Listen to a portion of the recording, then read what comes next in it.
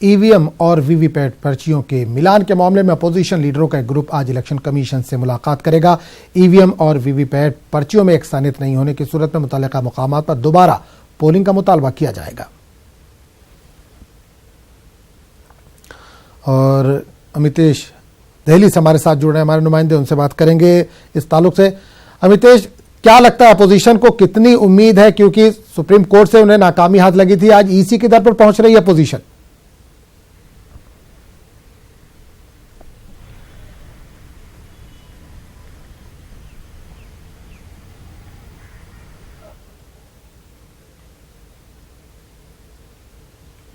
अमितेश, आप तक अगर आवाज पहुंच रही हो हमारी, तो जानना चाहेंगे कि अपोजिशन पार्टियां आज ईसी के दर पर जा रही हैं वीवीपैट को लेकर, कितनी उम्मीद है उन्हें, क्योंकि सुप्रीम कोर्ट से उन्हें नाकामी हाथ लग चुकी है?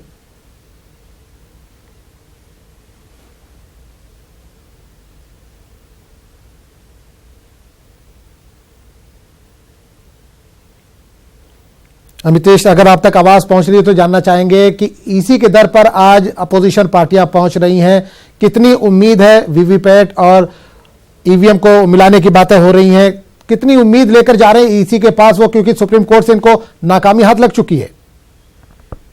देखिए, जो 22 दलों के जो नेता हैं सब आज दिल्ली में कॉन्स्टिट्यूशन क्लब में मिल रहे हैं दिन में 1:30 बजे। चंद्रबाबू नायडू, शरद यादव, कांग्रेस के अभिषेक मनु सिंघवी और भी बाकी नेता हैं, सभी दलों के नेता बैठ करके रणनीति पहले तय करेंगे। उसके बाद 3 बजे जा रहे हैं इलेक्शन कमीशन, वहां पर जाकर इलेक्शन कमीशन के दर पर जाकर अपनी जो भी बात रखेंगे। और इनकी डिमांड यही है कि जो भी है वहां पे वीवीपैट और ईवीएम के जो दोनों का मिलान किया जाए। अगर उसमें गड़बड़ी पाई जाती है तो कुछ लोग कह रहे हैं कि रिकाउंटिंग होनी चाहिए, कुछ कह रहे हैं कि फिर से रीपोलिंग होनी चाहिए उस एरिया से। तो कुल मिलाकर देखा जाए तो ये अपनी बात लेकर के जा रहे हैं, लेकिन देखना है चुनाव आयोग इस पर आखिरकार क्या फैसला करता है। लेकिन जो एग्जिट पोल के नतीजे आ रहे हैं सभी अलग अलग एजेंसियों के माध्यम से, सब में बीजेपी और एनडीए को बढ़त दिख रही है। इसलिए इन विपक्षी दलों की एक परेशानी इस बात को लेकर भी है। इसलिए अभी से ही आपने देखा होगा ईवीएम पर भी अभी से ही निशाना साधना शुरू कर हो रहे हैं ईवीएम को लेकर के। तो कहीं ना कहीं जो चुनाव परिणाम अगर एग्जिट पोल के मुताबिक ही आते हैं तो उस सिचुएशन में एक बार फिर से ईवीएम को लेकर सियासत काफी गरमाएगी देश में। और जितने भी एनडीए को छोड़ करके बाकी दूसरे दलों के नेता हैं, विरोधी दलों के नेता हैं,